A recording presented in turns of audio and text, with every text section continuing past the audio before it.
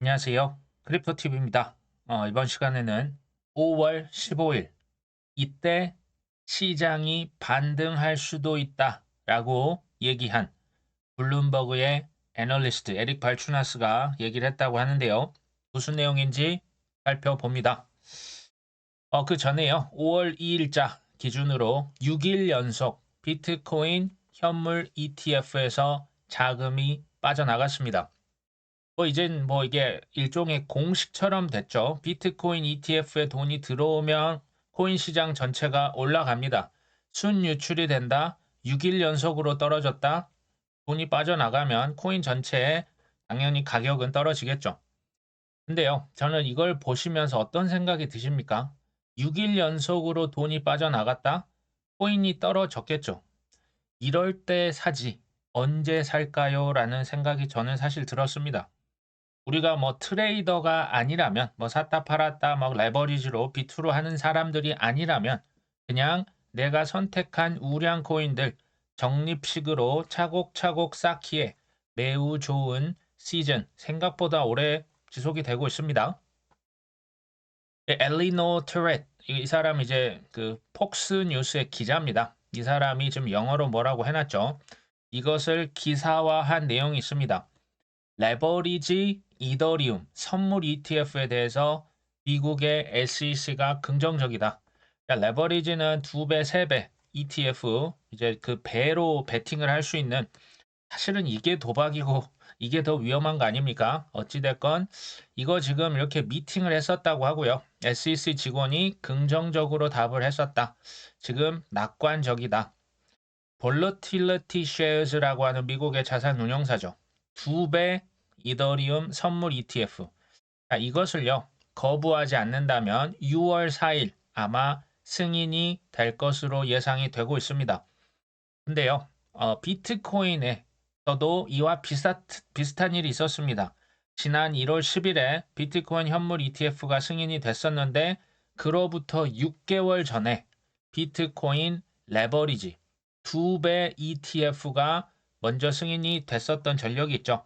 자, 이 정도면 일종의 공식이 나오는 것 같습니다. 먼저 선물이 CME 같은 데 상장이 되고요. 그다음 선물 ETF가 승인이 됩니다. 그다음 순서가 뭡니까?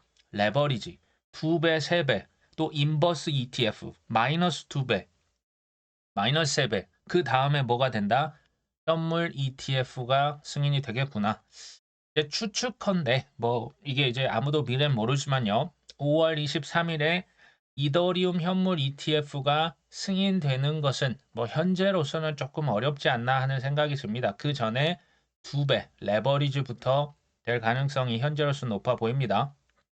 근데요, 실망하시기보다는 현물 ETF가 승인되기 전에 매수를 하는 게 승자가 될 가능성, 큰 수익을 가져갈 가능성을 높여주는 거 아닐까요? 사실 최근 그 4월 20일이었죠. 비트코인 반감기가 됐는데 가격은 지금 11%가 아니라 최고점 대비 거의 한 20% 가까이 조정을 받았었죠. 그 이유가 뭐냐? 저는 여러 가지 이유, 찾아보면 많이 있겠죠. 금리 인하가 뒤로 밀린다, 전쟁이 된다. 근데요, 투자는 심리다. 자, 이 관점에서 제가 설명을 드려볼까 합니다. 왜 지금 반감기에 오면 가격이 오른다고 했는데, 공급이 줄어든다고 했는데, 왜 가격 조정 심리적 이유? 근데 왜 가격이 안 올라? 실망할 수 있지 않을까요?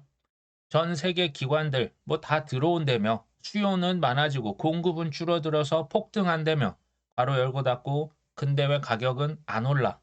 실망 매물 특히 이번에는 현물을 많이 팔았다라고 하죠. 이해가 됩니다. 홍콩 비트코인 이더리움 현물 ETF도 마찬가지 아닙니까? 승인이 됐고요. 거래가 개시가 됐는데 너무나 거래액도 적었고요. 실망이 컸습니다. 사실 홍콩은요, 비트코인뿐만 아니라 이더리움 현물 ETF까지 지금 이미 현물로 승인을 다 시켰지 않습니까? 근데 괄호 열고 닫고 가격은 왜 이 모양이야? 거래액은 왜 그거밖에 안 돼? 도망쳐. 이런 분들도 이제 보입니다. 제가 계속 말씀드리지만 믿음의 반대말은요, 불신, 잘 모르는 것보다 우리가 제일 중요한 건 대충 아는 거. 대충 알면요, 믿음이라는 게 생기기는 전 굉장히 어렵다라는 생각이 듭니다. 4월 20일자 기사입니다. 혹시 이 기사를 보신 분이 있으실까요? 중국에서 이미 중국 본토와 홍콩 자본시장 협력 강화를 발표했다. 이게 이제 중국입니다. 중국의 증권 감독 당국이 글로벌 금융 허브로서 홍콩의 위상을 회복하기 위해서 중국 본토와 홍콩 자본시장 간의 협력을 강화하기 위한 조치를 이미 발표를 했었네요. 중국의 신화통신에 따르면 중국의 증권감독관리위원회는 상하이와 홍콩 주식이 왔다 갔다 거래를 할 수 있게, 그 다음에 선전과 상하이가 중국 본토의 대표적인 그 거래소잖아요. 선전과 홍콩도 주식이 교차 거래할 수 있게, 특히 ETF의 범위를 확대하도록 제도를 개선했다. 이해되십니까? 주식만 그런 게 아니네요. 부동산 투자 신탁, 이게 리츠라고도 하죠. 이것도 주식처럼 교차 거래 제도에 통합이 됩니다. 홍콩 거래소 상장 주식에 위안화 표시 증권을 포함시켜서 중국 본토 투자자들의 편의를 지원하겠다. 아하. 중국과 홍콩 간의 주식, 부동산, 코인 왔다 갔다 하게끔 해주겠다라는 얘기 이미 발표를 했었네요. 중국의 본토와 심지어 아시아에서 아직 그 비트코인 현물 ETF가 없잖아요. 그러면 이 아시아 부유층의 자본을 지금 어디로 다 끌어오겠다? 홍콩 ETF에 다 담아버리겠다. 이런 속사정이 이미 발표가 됐었습니다. 저는 그래서 앞으로 코인이 오를 일만 남았다. 물론 이제 순간적인 조정은 얼마든지 올 수 있습니다. 왜냐? 지금 이게 선물 ETF, 레버리지 ETF가 아니라 현물 ETF 아닙니까? 비트코인 현물, 이더리움 현물. 지금 중국, 이 홍콩에서는 현금 정산뿐만 아니라 지금 현물, 비트코인으로 되돌려 받을 수도 있거든요. 이걸요, 확실히 알았다면 큰 조정일수록 큰 매수의 기회죠. 작은 조정일수록 작은, 덜 좋은 매수 기회입니다.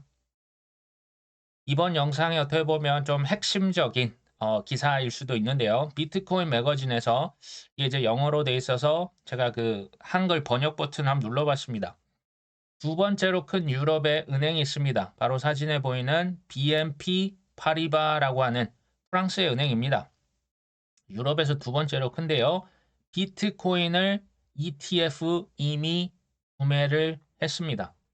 유럽의 2위 은행 BNP 파리바는 최근 13층, 이게 이제 제가 말씀을 드리지만 SEC에 미국의 자산, 미국의 ETF를 사면 이게 보고를 하게 돼 있거든요. 제출한 자료에 따라서 현물 ETF를 통해 뭘 샀다? 비트코인을 샀다. 자, 이게 말입니까? 실제 행동과 사실입니까? 사실이죠. 지금 서류에 따르면 이미 서류를 내서 이게 밝혀진 겁니다. 블랙락의 iShares Bitcoin Trust. 블랙락 ETF를 샀구나. 이게 사실이라면 이게 지금 어떻게 밝혀졌을까요?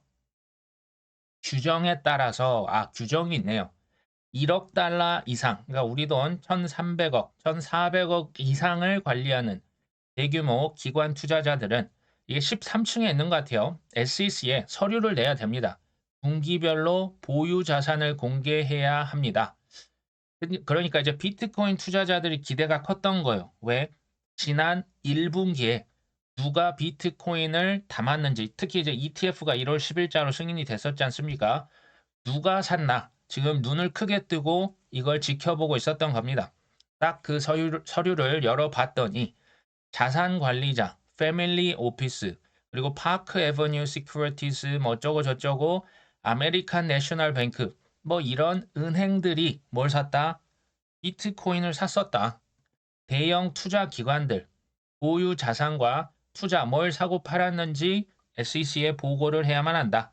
이게 이제 지난 1월, 2월, 3월 달 이걸 이제 밝혀진 거죠. 얘네들이 비트코인 샀습니다. 근데 반문하실 수 있죠. 왜 근데 시장 반응은 이렇게 미지근했을까? 근데 한번 생각해 보시면요. 가격이 이렇게 조정을 받고 있을 때 호재는요. 사실 묻힙니다. 그런 것도 있고요. 여기 지금 보시면 뭐 파크 에버뉴 시큐리티스, 인스크립션 캐피털, 웨드부시 프라이빗 캐피털 들어보신 적 있습니까? 사실 저도 처음 들었거든요. 그렇게 유명한 기관들이 아니었죠. 하지만 지금 보시면 자산 관리, 그러니까 그 관리하는 자산이 6천억 달러가 넘어갑니다. 이게 우리 돈으로 700조에서 800조 사이입니다. 유럽에서 두 번째로 큰 은행이 비트코인을 샀습니다. 이게 밝혀진 겁니다. 근데 이게 생각보다 많이 산 건 아니에요. 대략 한 4만 달러니까 우리 돈 5,500만 원어치 비트코인 현물 ETF를 샀다. 근데 이제 두 가지 반응이 나올 수 있습니다. 에게게 겨우 5천만 원 딸랑 샀다? 그게 무슨 호재야? 라고 하실 수도 있지만요. 한번 가만히 생각을 해보십시오. 유럽에서 제일 큰 은행 중 하나, 심지어 넘버 2입니다. 여기에서 뭘 샀다? 비트코인을 실제로 살 것이다 합니까? 샀습니까? 이미 산 겁니다. 아하, 그러면 다른 대형 기관들, 은행들, 증권사들 물밀듯이 들어오겠구나. 저는 투자 쪽입니다. 근데 지난 2022년 12월 달에요. BIS에서 은행들이, 은행에는 전 세계 중앙은행, 민간은행 다 포함된 은행입니다. 비트코인을 준비금의 1%가 아니라 2%까지 담을 수 있게 확대를 해줬었죠. 사실 그 전만 해도요. BIS, IMF는 코인을 항상 반대하는 발언만 했었습니다. 근데 2022년 7월 달 갑자기 의견을 선회합니다. 전 세계 은행들 자기 자본의 1%까지 코인 살 수 있다. 그래 놓고 5개월 지나서 2%까지 사게 해줄게. 자, 이게 비트코인 현물 ETF 출시하기 전에 이미 그 순서였던 거죠. BNP 파리바라고 하는 그 은행의 순 자산이요. 600빌리언. 이게 우리 돈으로 700조에서 800조거든요. 거기에 2%를 하면 16조 원이 넘어갑니다. 근데 이번에 비트코인 얼마 샀다? 5,500만 원. 왜 이렇게 조금만 샀을까요? 이거는 이제 저의 한번 생각을 해보면요. 첫 번째는 규제. 그러니까 이제 많이 사는 걸요. BIS에서 좀 싫어합니다. 그러니까 2%만 사, 1%만 사, 또 많으면 여러 가지 규제를 가할 수 있겠고요. 보는 눈도 많겠죠. 두 번째, 비트코인이요. 우리 입장에서는 안전자산인데 그들 입장에서는 정말 높은 변동성의 위험한 자산입니다. 그래서 이제 저의 표현으로는 비트코인의 정찰대를 그냥 소액으로 보내본 거죠. 사실 투자에서요. 큰 수익을 가져가시려면요. 필수적으로 남들이 다 못 보고 있는 것을 미리 보고요. 남들이 행동하기 전에 미리 선점하시는 것이 반드시 필요합니다. 자, BNP 파리바라고 하는 것이 우리나라에서 지금 제일 큰 은행이 제가 알기로는 국민은행으로 아는데요. 거기보다 자산이 더 많습니다. 그런 은행이 지금 비트코인을 이미 담았으니 다른 대형 기관들이 아마도 따라오지 않을까요? 그리고 5월 15일 제가 말씀을 드렸는데 그때 무슨 일이 발생하는 걸까요? 에릭 발추나스가 왜 주목을 하라고 했는지 그 뒤에 보시면 기사가 나옵니다. 분석가 에릭 발추나스에 따르면 5월 15일 마감일 이전에 더 많은 13층의 서류가 제출이 되면 현물 비트코인 ETF에 대한 기관들의 참여가 훨씬 더 많이 드러날 수가 있습니다. 아하, 이게요. 5월 15일까지 서류를 제출해야 된다. 1억 달러 이상, 그러니까 대형 기관들은 규정에 따라서 SEC에 보고를 해야 되죠. 지난 1분기에 너희들 산 거 다 한번 가져와 봐. 그 최종 보고 마감일이 언제다? 5월 15일인 겁니다. 그 전에 그러면 어떤 일이 발생할까요? 더 많은 대형 기관들, 은행일 수도 있고 증권사일 수도 있고 캐나다나 어디 싱가포르나 국부 펀드일 수도 있고 오일머니일 수도 있습니다. 그거는 모르죠. IT 대기업일 수도 있습니다. 이런 기관 중 하나가 실은 나 비트코인 조금 담아봤어 라고 커밍아웃 할 가능성을 언급한 겁니다. 예를 드는 거죠. 지금 누가 이제 어떤 이름이 또 나올 수 있을지 모르니까 호주에 있는 예를 들어서 연금 펀드가 캐나다에 있는 사학 펀드가 비트코인 조금 담았다.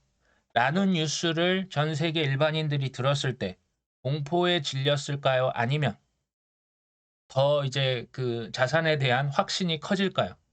후자 아닐까요? 더 많은 주요 은행과 자산 관리자들이 비트코인 투자를 공개한다면 비트코인을 투자 가능한 자산 클래스로 더욱 검증하게 될 것입니다. 제가 볼 때는 비트코인은 이미 검증이 끝났거든요. 어쨌든 자, 오래된 기관들의 채택은 더 넓은 주류 수용을 촉진하고 규제된 비트코인 투자 수단에 대한 추가 유입을 촉진할 수 있습니다. 제가 볼 때 이건 뭐 불을 보듯 뻔한 내용인데요. 현재는 비트코인 ETF 구매가 포트폴리오의 작은 부분으로 남아있지만 아까 뭐 BNP 파리바의 뭐 거의 10,000분의 1도 안 산 것 같거든요. 이런 큰 전통 거대 기업이 참여하고 있다는 사실이 의미하는 게 굉장히 큰 거죠. 큰 수익은요. 쉽게 말하면 남들이 긴가 민가 이거 뭐 맞아 아니요 헷갈려 할 때 그냥 과감히 배팅을 하는 사람들이 가져갈 확률이 있습니다. 이 과감한 배팅은요.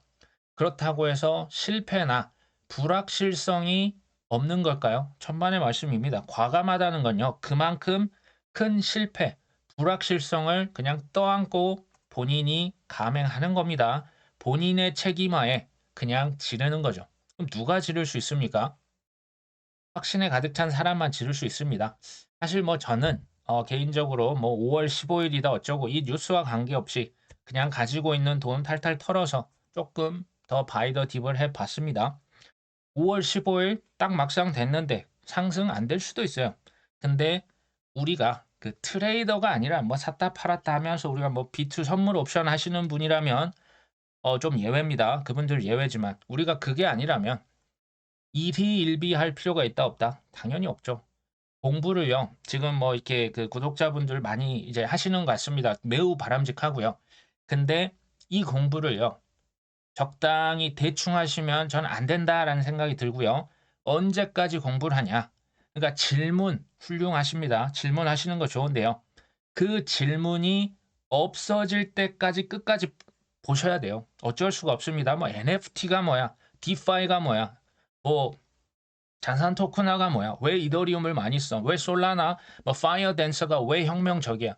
이것에 대한 질문이 없어질 때까지 본인이 파시는 수밖에는 없습니다. 그 정도 하셔야 확신에 가득 찬 투자자가 되실 수가 있겠죠. 여기서 말하는 확신은 맹신입니까? 그냥 덮어놓고 믿는다? 이걸 말씀드린 게 아닙니다. 확신은요, 본인이 철저하게 검증을 하고 검증을 했기 때문에 누가 뭐라 하건 말건 뭐 5월 15일에 오르건 말건 그냥 내기를 쭉 가는 사람 이런 분들이 우리 구독자분들이 되셨으면 합니다. 오늘 방송 여기까지 합니다. 끝까지 시청해 주셔서 감사합니다.